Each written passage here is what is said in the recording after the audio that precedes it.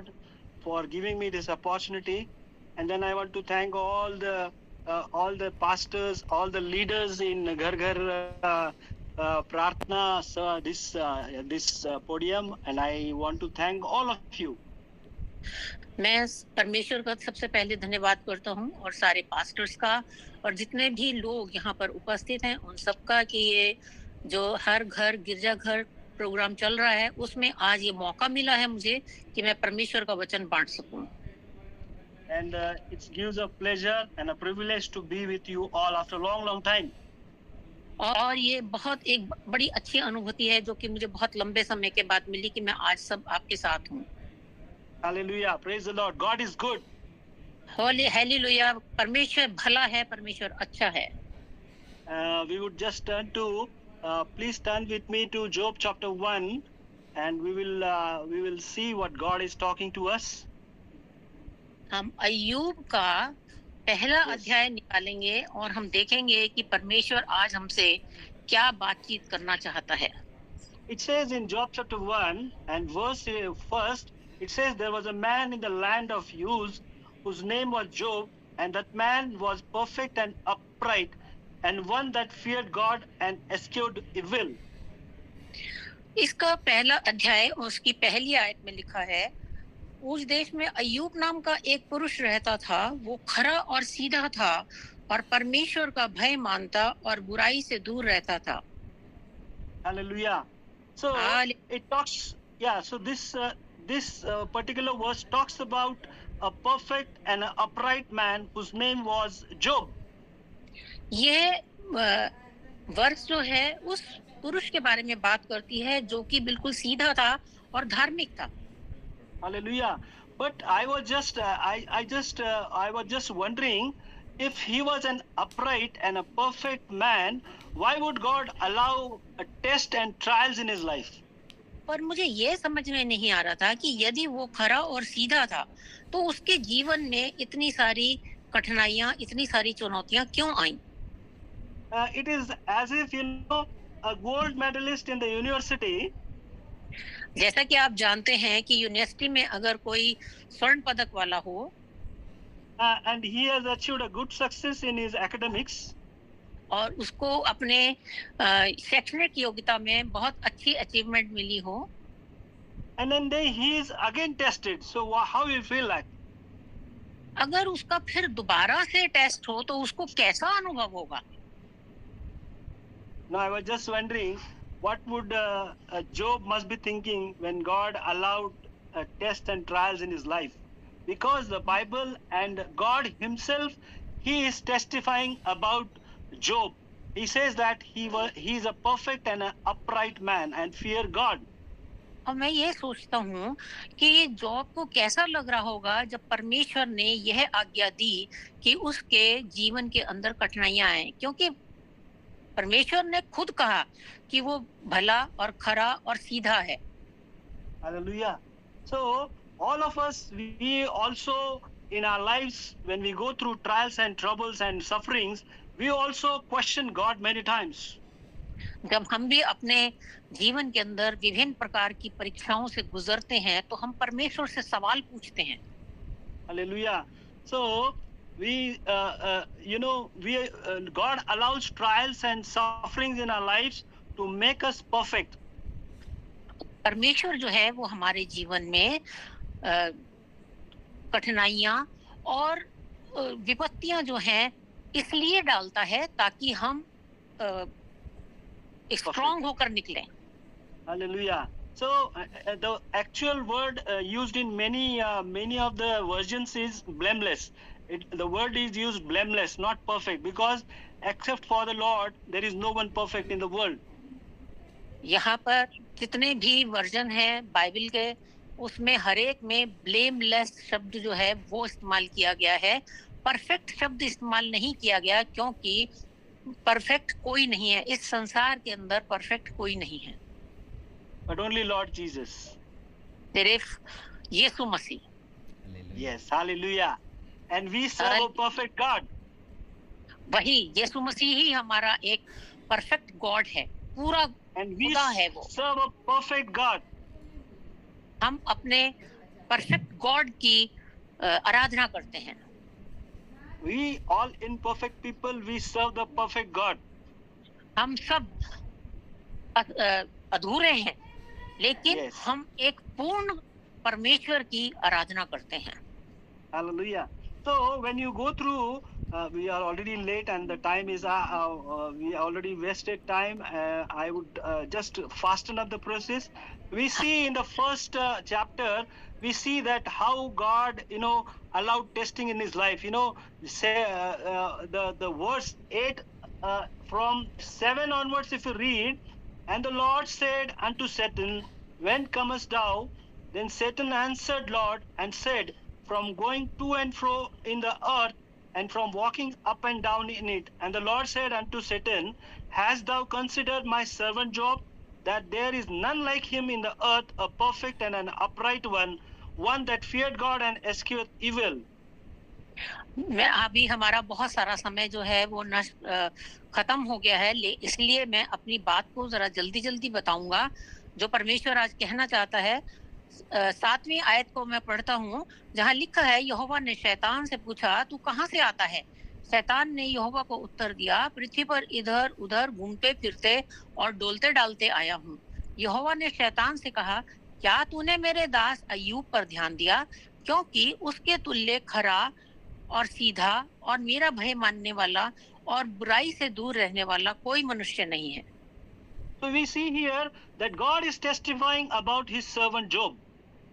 यहाँ पर हम देखते हैं कि खुदा खुद अपने सेवक की परीक्षा ले रहा है, अपने भक्त की परीक्षा ले रहा है। No, God is, he himself is testifying about his servant Job. वो अपने आप अपने भक्त की परीक्षा ले रहा है। No, he is testifying about his own servant, that he is a perfect and upright man. वो अपने भक्त के बारे में कह रहा है, बता रहा है कि वो खरा और सीधा है, उसके बारे में ये बता रहा है, उसको एक्नॉलेज कर रहा है कि मेरा जो दास है वो खरा है, सीधा है, किसी पाप में नहीं है। See what Satan said to God. Does he fear God for nothing?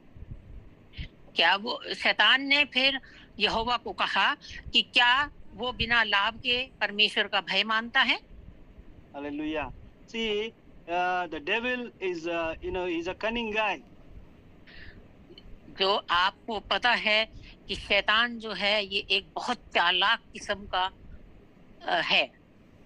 So he tells God that you have made a hedge around him and his house and about all that he has on every side, and thou hast blessed the work of his hands, and his substance is increased in the land. So he's talking that, and he's telling God that he is not, you have put a hedge around him, and that's why, and you have blessed his works, that's why he is upright and perfect. Sorry, cut गया था, दोबारा से आप बोलिएगा। हाँ, see, here Satan says that you have put a hedge around him and you have blessed his works of his hand. हाँ, शैतान ने बहुत चालाकी से परमेश्वर से कहा कि तूने उसके चारों तरफ बाड़ा लगा रखा है और तूने उसके ऊपर सारी कृपा डाल रखी है।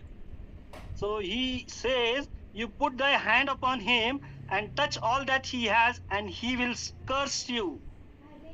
उसने कहा कि अगर तुम उसके ऊपर हाथ लगाओगे और उसकी सारी चीजों को छूओगे तो वो तुम्हारी निंदा करेगा, तुम्हारे मुंह पर तुम्हारी निंदा करेगा। So what happens? God allows Satan to do whatever he wants, but he says you do not touch him. अब खुदा ने शैतान को सब कुछ करने की आज्ञा दे दी, लेकिन उसको ये कहा कि उसके शरीर को हाथ मत लगाना। Hallelujah. So if you go through 13, 14, 15, 16, 17, you will find out that he destroyed everything he had. Job had around 7,000, he had 7,000 sheep, 3,000 camels, 500 yoke of oxen and 500 sea asses, and a big household. अगर आपने 13 से 17 तक आप पढ़ें तो आप पढ़ेंगे कि उसके पास जो भी कुछ था, उसके पास बहुत सारी बकरियां थी, बहुत बड़ा घर था, उसका सब कुछ, उसके सेवक, सब कुछ जितना भी है वो शैतान ने सब कुछ नष्ट कर दिया। Hallelujah. But now see, when everything was lost, what is the response of Job? अब आप देखिए कि जब सब चीजें चली गई, संसारिक चीजें सब चली गई, तो अब अय्यूब ने क्या किया? Oh, his response was very different. When we are going through test and trial, our response is different, and we must see what way Job responded. You see, the verse 20 it says that then Job arose and rent his mantle and shaved his head and fell down upon the ground and worshipped God. अगर इतना हमारे ऊपर होता तो हमारा कहना कुछ और होता, लेकिन अय्यूब ने क्या किया? उसके ऊपर इतना सारा कुछ हुआ, उसके बाद उसने क्या किया? वो उठा, उसने अपना बागा फाड़ा और सिर मुंडाकर वो भूमि पर गिरा और यहोवा को दंडवत किया। This is the response that God wants from all of us. परमेश्वर इसी तरह का कार्य हमसे चाहता है, वो इसी तरह का प्रेम हमसे चाहता है कि यदि हमारे ऊपर कोई परीक्षा पड़ी भी हो तो भी हम उसके सामने ही दंडवत करें, उसी को माने। See the next verse, it says, naked I came out of the mother's womb and naked shall I return thither. Lord gave and the Lord has taken away. Blessed be the name of the Lord. आगे की देखिए आयत कहती है, मैं माँ के पेट से नंगा ही निकला था, वही नंगा लौट जाऊंगा। यहोवा ने दिया, यहोवा ही ने लिया, यहोवा का नाम धन्य है। Hallelujah. Praise the Lord. Praise the परमेश्वर Lord. की प्रशंसा हो, परमेश्वर की प्रशंसा हो, सब बोलिए परमेश्वर की प्रशंसा हो। When I was in my school, जब मैं अपने स्कूल में था, there was one mathematics teacher. एक गणित के अध्यापक थे। He used to do a lot of juggleries with the mathematics, and he used to teach us very soundly. वो बहुत सारी चीजें इस्तेमाल करते थे और हमें बड़े अच्छे तरीके से गणित को पढ़ाया करते थे। With lot of wisdom and lot of humor, he used to teach us mathematics. वो बड़ी बुद्धिमत्ता पूर्वक और बहुत आसान बनाकर उपहास के तरीके से हमको पढ़ाया करते थे। But for all through the year, we would enjoy his his lectures. हम सारे साल उनके द्वारा पढ़ाए गए लेक्चर्स को हम एंजॉय करते थे, हम ग्रहण करते थे। But the day we sat in an exam hall on the final day for the exams, लेकिन जिस दिन हम अपनी परीक्षा में बैठे, we would see that the same teacher who was teaching us with humor and with all excitement, the same teacher when he was in the boardroom or in the exam room, he was very silent. हमने देखा कि वही अध्यापक जो कि हमें इतनी अच्छी तरीके से पढ़ाते थे, मजाक कर पढ़ाते थे, क्लासरूम के अंदर बिल्कुल चुपचाप हैं। Because there was a pin drop silence in the exam room. आप जानते हैं कि परीक्षा भवन के अंदर सन्नाटा छाया रहता है। And the teacher who used to be very friendly, the teacher who used to be very excitingly and humorously used to tell us about the mathematics, he was on the same day he was completely silent. वो अध्यापक जो हमारे साथ मित्रता पूर्वक व्यवहार करते थे, मजाक के तौर पर हमको पढ़ाया करते थे, चीजों को आसान करके हमें पढ़ाया करते थे, हमारे स्तर तक उतर कर हमें पढ़ाया करते थे, आज वो बिल्कुल चुपचाप खड़े हैं। That is how God is like. परमेश्वर भी इसी तरह से है। You may feel you're enjoying His presence. Everything is well, everything goes fine. You enjoy His presence. आपके साथ जब सब कुछ अच्छा होता है तो आप उसकी उपस्थिति को महसूस करते हैं और उसमें आनंद लेते हैं। But the day you face problems, the day you start facing sufferings, the day you start facing trials and tests in your life, you feel that you are totally dejected, rejected, and the Lord is not speaking to you, and He has departed from your life. लेकिन जिस दिन आपके ऊपर विपत्तियां पड़ने लग जाती हैं या आपके जीवन में कठिनाइयां आने लग जाती हैं, तो आपको ऐसे लगता है कि परमेश्वर आपके साथ नहीं है। आपको महसूस होता है कि परमेश्वर ने आपको छोड़ दिया और आप कहीं पर अकेले इन विपत्तियों के बीच में खड़े हैं। But let me tell you, when you are in the fierce trials, when you are in the storms of your life, it is Jesus who is very, very close to you. You may not see him, but he is always there. लेकिन मैं आपको बताना चाहता हूं कि जब आप अपने तूफान में, जीवन के कठिनाइयों के तूफान में होते हैं, तो उस वक्त यीशु मसीह आपके साथ होता है। हालांकि आप उसे देख नहीं पाते, लेकिन वो चारों तरफ से आपको घेर के रखता है। We remember the story, the Bible talks about that storm where Jesus was sleeping, and then the disciples, they cried out, and then और he just raised up and he stopped the storm in their lives. और हम Bible के अंदर उस अ, अ, दृष्टांत को पढ़ते हैं जहां पर कि यीशु मसीह जो है वो नाव के अंदर सो रहा था और तूफान आ रहा था और चेले डर गए थे, और डर के उन्होंने जब यीशु मसीह को उठाया तो यीशु मसीह ने उठकर उस तूफान को और आंधी को डांट कर शांत किया। You may feel that God is silent. You may feel that God is no more with you. You may feel that God has left you. He has deserted you. But let me tell you, He is very close when you are in the fiercest battle of your lives. आपको ऐसा लगता है कि परमेश्वर ने आपको छोड़ दिया, परमेश्वर ने आपको त्याग दिया, आप अकेले खड़े हुए हैं, परमेश्वर ने आपको छोड़ दिया है, कोई आपके साथ नहीं है। लेकिन मैं आपको ये बताना चाहता हूँ कि परमेश्वर आपके साथ है। हालांकि वो आपको दिखाई नहीं देते, पर परमेश्वर आपके साथ है। वो आपके इस युद्ध में आपके साथ है। Hallelujah, hallelujah. So this is the fight of faith.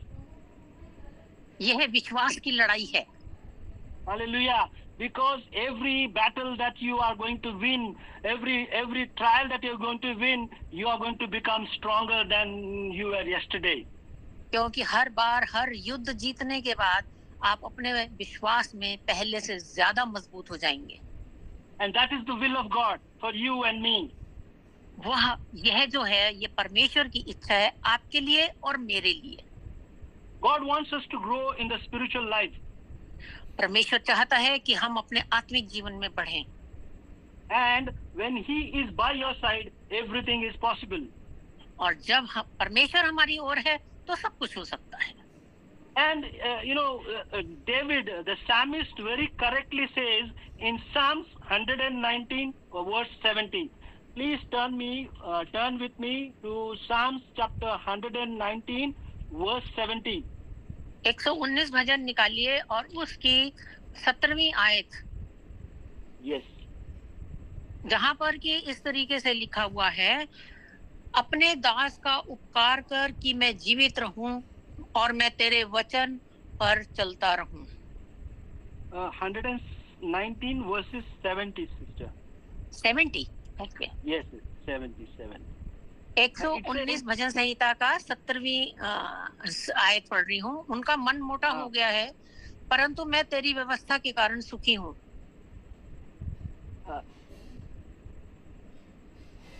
70 बोला ना आपने? 70। एक minute, just a moment.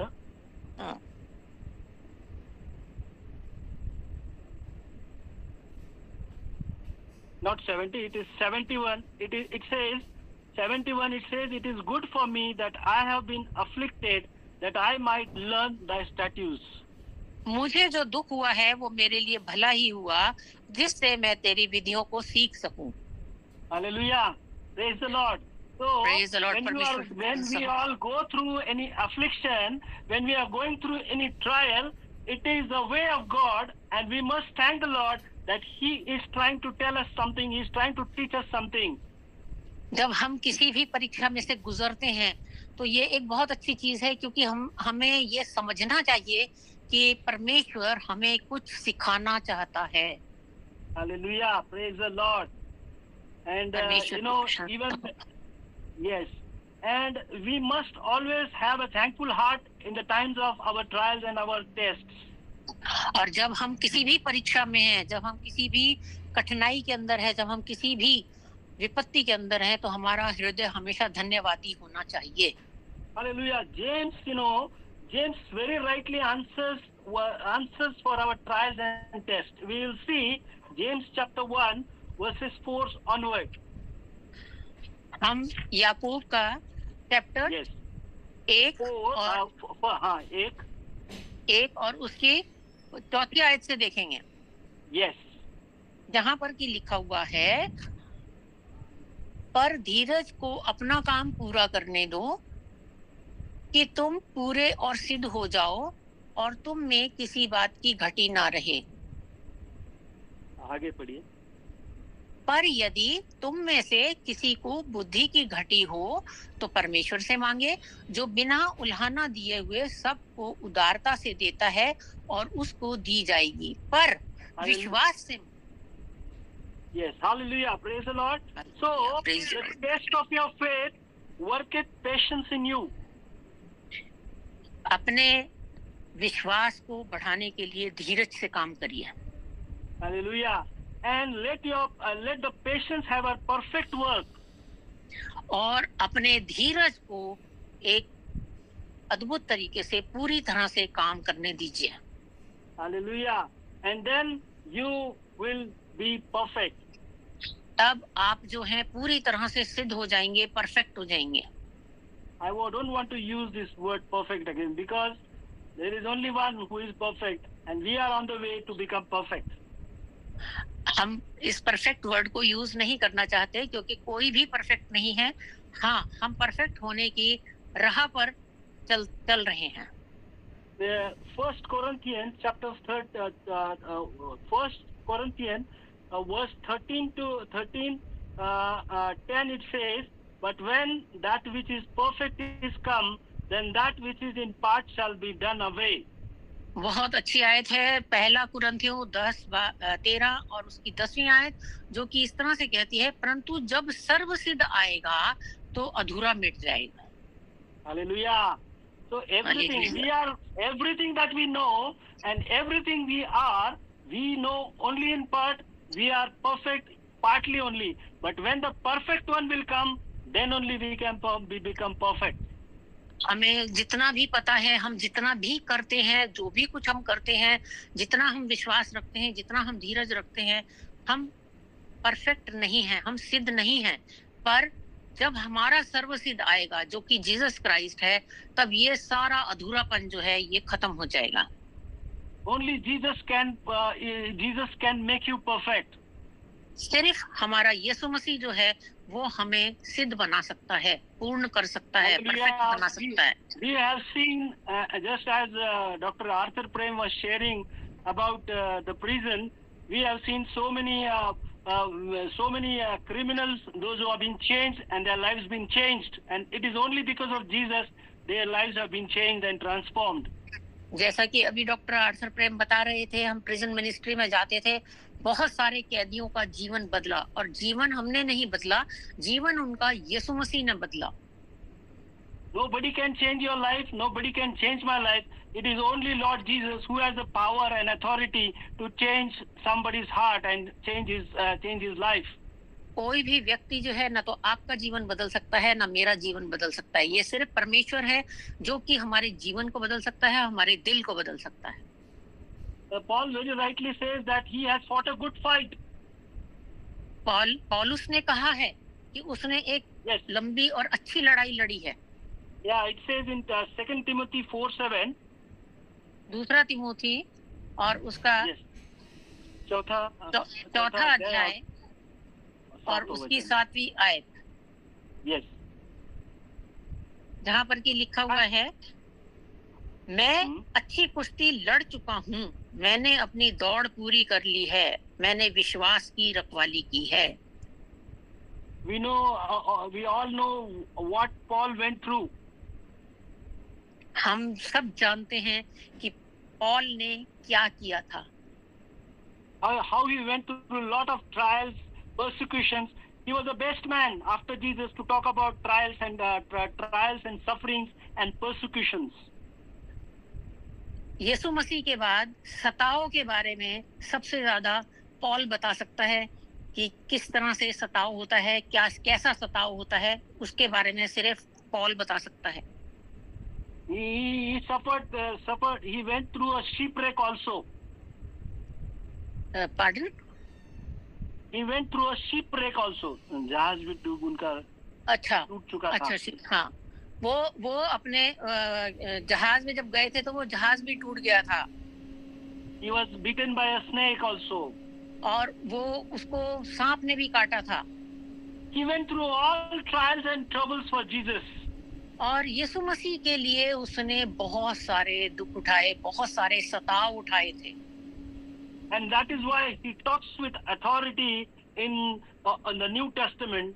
That it is not for nothing that he speaks to us through the Holy Spirit in most of the New Testament.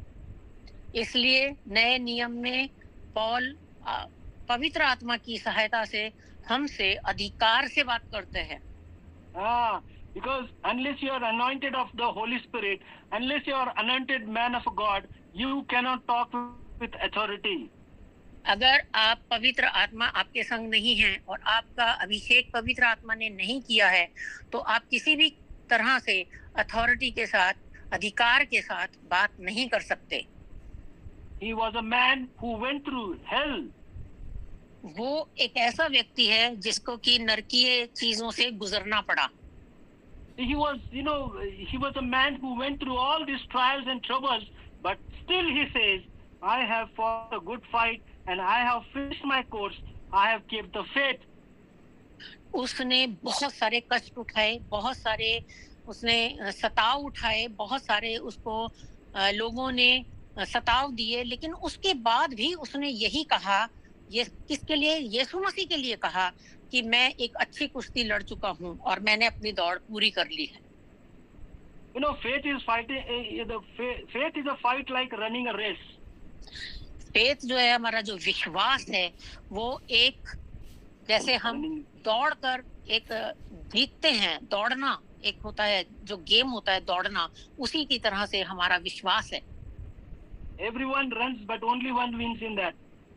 उसमें बहुत सारे एक दौड़ को जीतने के लिए बहुत सारे बच्चे दौड़ते हैं लेकिन एक जीतता है. But we will receive a crown of life which is not corruptible but it is incorruptible. हमें जो है वो जीवन का मुकुट मिलेगा जिसे कोई नहीं छीन सकता. It is not corruptible, it is incorruptible. It says in 1 Corinthians 9:25. 1 Corinthians 9:25 जहाँ पर कि ये लिखा हुआ है हर एक पहलवान सब प्रकार का संयम करता है. वे तो एक मुरझाने वाले मुकुट को पाने के लिए ये सब करते हैं, परंतु हम तो उस मुकुट के लिए करते हैं जो मुरझाने का नहीं. हमारा जो मुकुट है वो मुरझाएगा नहीं, बाकी जितने दुनियावी मुकुट हैं वो सब मुरझा जाएंगे. So God is going to bless us for going through the trials through our faith, and the end of our faith will be we will receive a crown of life which is not corruptible but it is an incorruptible one. हम जो है जब हमारे ऊपर बहुत सारे सताव आते हैं, हमारे ऊपर दुनियावी कष्ट आते हैं, जब हम उनको जीतते हैं तो हम आशीषित होते हैं और अंत में जाकर हमें वो मुकुट मिलता है जो किसी भी तरह से कोई हमसे छीन नहीं सकता, जो मुरझाएगा नहीं. उस मुकुट के लिए हम ये सब काम करते हैं. Hallelujah. Hallelujah. Yes, and we see that Job went through all these tests and trials, but he did not curse God. हम देखते हैं, हमने जो अभी देखा कि अय्यूब जो है वो सारे कष्टों से गुजरा, लेकिन उसने परमेश्वर को भला बुरा नहीं कहा. उसने परमेश्वर को कर्स नहीं किया. His four friends, friends, they came and they tried to console him, they tried to comfort him, and they had their own, thoughts about God, and they tried to, tried to convince Job that it is because of your evil things that you have done, that is why you are suffering. जब अय्यूब के ऊपर इतने सारे कष्ट पड़े तो उसके मित्र उसको कंसोल करने के लिए आए, उसको सांत्वना देने के लिए आए, और उन्होंने बहुत सारी बातें उससे करी और उसको कहा कि ये सब तुम्हारे कारण हुआ है. जो तुम सही Ah, नहीं करते थे। hallelujah. But the Bible says that he was a perfect and an upright man. लेकिन बाइबल हमको बताती है कि वो खरा और सीधा व्यक्ति था। Hallelujah. So the process that he went through, it was God who was trying to teach him something. ये वो रास्ता था जिसके ऊपर कि खुदा उसको चलाकर लेकर गया, क्योंकि वो उसको कुछ समझाना चाहता था। There is a, he had no sin. But to me, the Holy Spirit said that he had a sin of self-righteousness. मुझे जो मैंने देखा उसमें ये था कि भाई कोई भी उसने पाप नहीं किया था, लेकिन मैं अपने उससे बताता हूँ कि उसने पवित्र आत्मा के विरुद्ध में पाप किया। नहीं, he was self-righteous. क्योंकि वो स्वयं के ऊपर स्वयं धार्मिक था, वो उसके ऊपर उसने अपनी धार्मिकता के कारण पाप किया। Hallelujah. He was a self-righteous man, and that's why God was taking him through all these trials and through all these tests. क्योंकि वो खुद अपने आप को एक धार्मिक व्यक्ति मानता था, इसलिए खुदा ने उसके ऊपर ये कठिनाइयां डाली, ये ट्रायल्स डाले और ये कष्ट डाले। If you see Job chapter 42 verse 5 and 6, it says, अगर आप अय्यूब का 42वां अध्याय निकालेंगे और उसकी 5वीं और 6ठी आयत को देखेंगे। yes. मैंने कानों से तेरा समाचार सुना था, परंतु अब मेरी आंखें तुझे देखती हैं, इसलिए मुझे अपने ऊपर घृणा आती है और मैं धूल और राख में पश्चाताप करता हूँ। Though he was a perfect man, even God testified about him, but still there is something that is hindering his progress in God. Bible के हिसाब से वो एक खरा और सीधा व्यक्ति था, लेकिन उसके अंदर कुछ ना कुछ ऐसी चीज थी जो कि उसकी धार्मिकता के और परमेश्वर के बारे में, परमेश्वर के साथ के बारे में आड़े आ रही थी।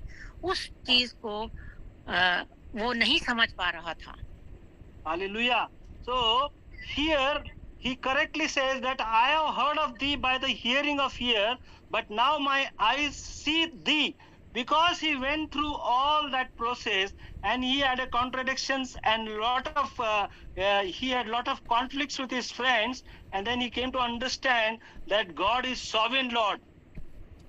लेकिन जब उसने ये सारी चीजें देखी और जब उसके मित्र उससे बात कर रहे थे, तो उसने बहुत सारी चीजों को समझा और फिर तब उसने ये चीज कही कि अब मेरी आंखें तुझे देखती हैं और मुझे अपने ऊपर बड़ी घृणा आती है।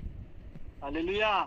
So he himself is telling that I abhor myself and repent in dust and ashes. ये उसने कहा कि मैं अपने आप को ज्यादा धार्मिक मानता था, इसलिए मैं अब पश्चाताप करता हूँ। Hallelujah. So we have to be very careful as a believer. We need to be very careful in our walk with Jesus, in our walk with the Lord. इसलिए हमें विश्वासी होने के साथ साथ बड़ा सतर्क रहना चाहिए कि हम परमेश्वर के साथ चल रहे हैं तो हमारे अंदर किसी भी तरह का कोई घमंड ना आए। Hallelujah. So Bible talks about Abraham, Jacob, Joseph, Daniel, David, Peter, Paul, John, who went through all the trials and were perfected through suffering. Bible जो है हमें अब्राहम के बारे में, डेविड के बारे में और अन्य लोगों के बारे में बताती है कि वो सब सफरिंग से, सब परीक्षाओं में से निकले, सब लोग परीक्षाओं में से गुजरे। And they were perfected through suffering. और उनको परमेश्वर ने कठिनाइयों के बीच में से सिद्ध करके निकाला, परफेक्ट करके निकाला। He perfected through suffering, यानी कठिनाई के द्वारा। कठिनाई के द्वारा परमेश्वर ने उनको सिद्ध किया। Hallelujah. So if you see all through the Bible, there is one best example we need to follow, and that is our Lord Jesus. अगर आप बाइबल में देखें कि सबसे बढ़िया उदाहरण कौन सा है, तो वो यीशु मसीह है जिसको हमें अनुसरण करना चाहिए। Let us see Hebrew chapter 5 verses 8 and 9. हम इब्रानियों का चैप्टर 5 निकालेंगे और उसकी वर्स 8 और 9 देखेंगे। It says, though he were a son, yet learned he obedience by the things which he suffered. अभी मैं निकाल नहीं पाई, 1 मिनट। एक Hebrews ये 1 5, minute. chapter Hebrews 5, 5 verses 8 and 9. हाँ, यहाँ पर इस तरीके से लिखा हुआ है, पुत्र होने पर भी उसने दुख उठा उठाकर आज्ञा माननी सीखी और सिद्ध बनकर अपने सब आज्ञा मानने वालों के लिए सदा काल के लिए उद्धार का कारण हो गया। Hallelujah. So, hallelujah. so this is the crux of the message. ये सार है आज के मैसेज का, That आज के संदेश का ये though सार है। Jesus was a son of God, जबकि यीशु मसीह परमेश्वर का पुत्र था, he came in the flesh वो मांस में आया, मनुष्य बनकर आया, and he learned obedience by the things which he suffered. उसने आज्ञाकारिता दुख उठा उठा कर सीखी। Hallelujah. So when we go through sufferings, we must look to the cross. We must look to our Lord who took all our sins, who took all our sufferings on the cross. जब हम दुखों से गुजरते हैं तो हमें अपनी नजरें क्रॉस के ऊपर लगानी चाहिए, क्योंकि उसके ऊपर सारी सफरिंग्स लेकर यीशु मसीह ने हमें सिखाया कि आज्ञा कैसे माननी है। It is through his suffering he learned obedience. इसलिए उसकी सारी कष्ट थे, दुख थे, जिसके जरिए उसने आज्ञा माननी सीखी। Hallelujah. So he has put an example before all of us, set an example before all of us, because when we go through all the sufferings, when we go through all the trials, all the sufferings, it is God is teaching us obedience. यहाँ पर हमने देखा कि यीशु मसीह जो है वो हम सब के लिए एक उदाहरण बना कि किस तरीके से दुख उठा उठाकर हम परमेश्वर की आज्ञा को मानना सीखते हैं, और ये सब परमेश्वर की तरफ से होता है। And it says very beautifully in the verse 9, and being made perfect, he became author of eternal salvation unto all of them that obey him. वो बड़े अच्छे तरीके से और बड़े अद्भुत तरीके से और बहुत सुंदर तरीके से वर्स 9 जो है, आयत 9 जो है वो कहती है, और सिद्ध बनकर उसने सब आज्ञा मानने वालों के लिए सदा काल के उद्धार का कारण हो गया। Hallelujah. So here it doesn't say that Jesus is perfect. He says being made perfect. यहाँ पर ये नहीं बताया गया कि जीसस जो है वो परफेक्ट थे, ये कहा गया कि वो मिड परफेक्ट थे, मतलब पूरे सर्वसिद्ध वो नहीं थे उस टाइम तक। It was a process of making him perfect. यहाँ पर उनके लिए एक प्रक्रिया चल रही थी कि उनको पूरा परफेक्ट, पूरा सर्वसिद्ध बनाया जाए। If our Lord Jesus has to go through all this process of perfection, how much more we have to go through all this suffering and making ourselves, perfect, in our walk with God. यदि हमारा यीशु मसीह जो है वो सिद्ध बनने के लिए इतने सारे कष्ट उठा सकता है, तो आप समझ सकते हैं कि हमको सिद्ध बनने के लिए कितने सारे कष्टों में से गुजरना पड़ेगा। Hallelujah. So all through this, one thing I have extracted 5 points for you all and for me as well, that when God takes us through all these trials, 5 things he teaches us, 5 things he does in our life. और इस सब से मैंने 5 चीजें सीखी हैं जो आपके लिए भी हैं और मेरे लिए भी हैं। वो 5 चीजें मैं आपको बताना चाहता हूँ। God takes us all through this suffering, all these trials and tests to make us perfect in a walk with him. वो हमको सिद्ध करना चाहता है कि हम उसके साथ चल सकें, इसीलिए हमारे ऊपर कष्ट आते हैं। And then second one is, in times of trials, though we feel that God is not by our side, but in reality he is always there with us, just as David said in Psalms 23:4. जबकि हम ये सोचते हैं, हमारे कष्टों में जब हम होते हैं तो हम ये सोचते हैं कि परमेश्वर हमारे साथ नहीं है, लेकिन भजन संहिता 23 और 4 भी बताती है कि परमेश्वर हर कष्ट में हमारे साथ है। Hallelujah. David said, though I walk through the valley of shadow of death, I shall not fear evil, for you are with यहाँ me. पर दाऊद कहता है कि चाहे मैं घोर अंधकार से भरी हुई तराई में होकर चलूं तो अभी हानि से नहीं डरूंगा, क्योंकि तू मेरे साथ है। Hallelujah. God is with you. Hallelujah, परमेश्वर आपके साथ है। Many times in trials come in our lives because we become complacent. बहुत बार हमारे ऊपर हमारे ही सोच के कारण, जो गलत सोच होती है उसके कारण हमारे ऊपर ट्रायल आते हैं, कष्ट आते हैं। And then God brings us to our senses. और तब हमें परमेश्वर जो है सिखाता है कि तुम ये काम गलत कर रहे थे। Hallelujah. So though the trials and suffering, through trials and suffering, God teaches us obedience. इसीलिए परमेश्वर जो है हमारे ऊपर जब कष्ट डालता है और सफरिंग आती है, हमारे ऊपर कठिनाइयां आती हैं, तो वो हमको आज्ञाकारिता सिखाता है। Fifth point, when you go through the trial suffering, be sure you will be rewarded of the crown of life, and which is not corruptible but incorruptible. और जब आप ये देखते हैं कि आप कष्टों में से गुजर रहे हैं, तो इस बात को मानकर चलिए कि अंत में आपको मुकुट मिलेगा, और वो मुकुट मिलेगा जो मुरझाने वाला नहीं है। Hallelujah. Our God is good. हमारा परमेश्वर अच्छा है। So if you are going through trials today, अगर आप आज कष्टों में से गुजर रहे हैं, if you are going through sufferings today, अगर आपके ऊपर विपत्तियां हैं, if you are sick today, अगर आज आप बीमार हैं, God is telling you, परमेश्वर आपको बताना चाहता है, He tells you that He is with you, कि वो आपके साथ है, and He is going to deliver you through all your storms of life. और वो बताना चाहता है कि वो आपको इन सब कष्टों से छुड़ा लेगा। He will deliver you through every trial and troubles of your life.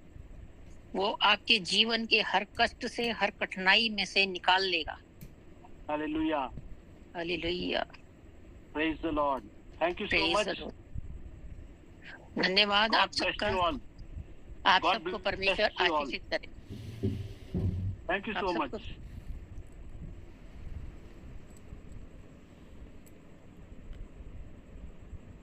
Praise the Lord, praise the Lord, hallelujah. बोलिए खुदावंद यीशु मसीह की जय जय जय। हालेलुया। प्रभु का धन्यवाद आज की शाम के लिए, धन्यवाद इस अद्भुत वचन के लिए, धन्यवाद परमेश्वर का बहुमूल्य दास ब्रदर नरेंद्र ब्राह्मण के लिए, धन्यवाद प्रभु में बहन आदि के लिए, धन्यवाद कि आज इतना सुंदर वचन आज हमको और आपको सुनने को मिला।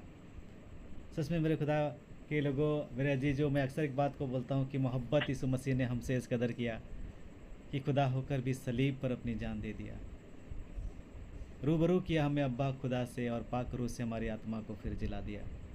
पापों के दरिया से हमें निकाल कर स्वर्गीय आशीषों से भर दिया। कितना अद्भुत प्रेम परमेश्वर ने हमसे और आपसे किया। हालेलुया। आज हमें एक नया प्रकाशन मिला है अय्यूब के बारे में, जो हमने कई बार सुना है, कई लोगों से हमने सुना होगा, लेकिन आज एक नई प्रकाशन कि हम लोग सोचते थे कि अय्यूब तो बहुत अच्छा है, खरा है, सीधा है, फिर भी क्यों उसको इस समस्याओं से, परेशानियों से, इस परीक्षा से होकर गुजरना पड़ा। आज हमें पता चला है कि वो स्वयं को, अपने आप को वो धर्मी समझता था, है ना, सेल्फ राइचसनेस जैसे वो बता रहे थे।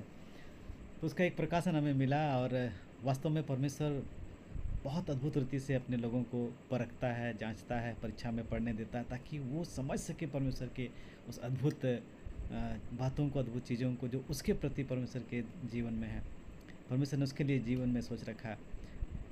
बहुत बहुत धन्यवाद ब्रदर नरेंद्र।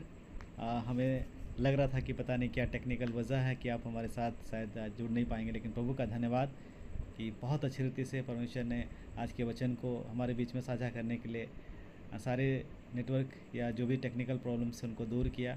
और सबसे अच्छी बात, आज की सभा में आपको अगर कुछ महसूस हुआ होगा तो आप बोल सकते हैं, है ना, कुछ ऐसी बात जो अक्सर हम देखते हैं, सुनते हैं, लेकिन आज कुछ अलग टाइप का हमारे साथ इस आज की सभा में हुआ है। तो अगर किसी के मन में वो बात है तो आप इस समय बोल सकते हैं, ताकि उसके द्वारा प्रभु की महिमा हो।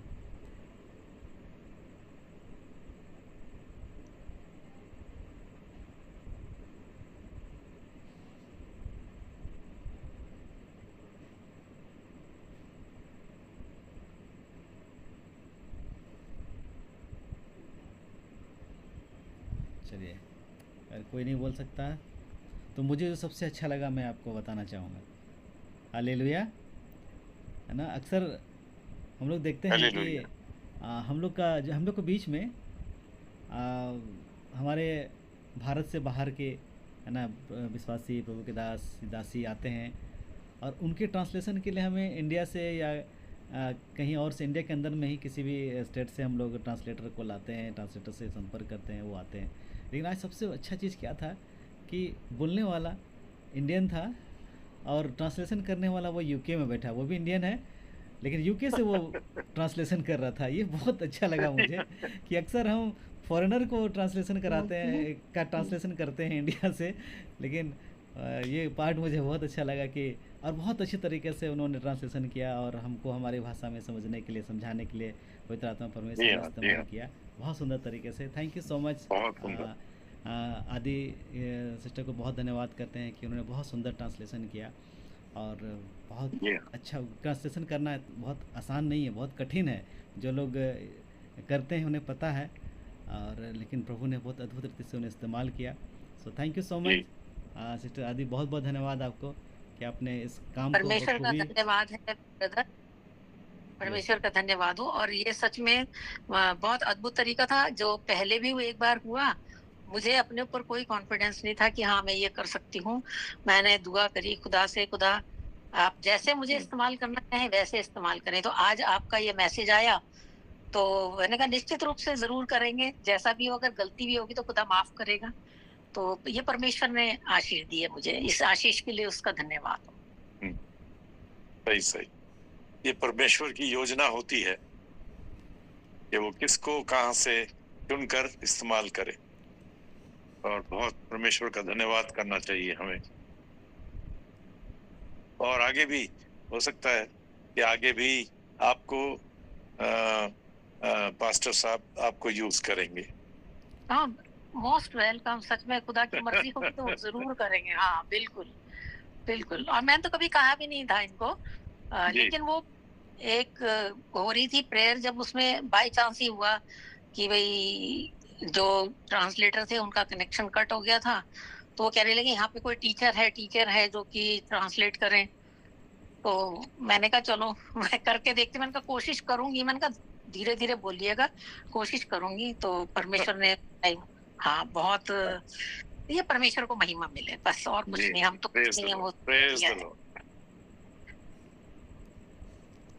आमेन amen. Thank you so much. Yes. और साथ ही साथ सब लोग जय मसीह की बोलिए। परमेश्वर को मैं भी धन्यवाद देती हूँ आज के सुंदर संगति के लिए। सच में मुझ में परमेश्वर के दास ने बड़े अद्भुत रीति से, और परमेश्वर ने अपने दास को अद्भुत रीति से इस्तेमाल किए हैं।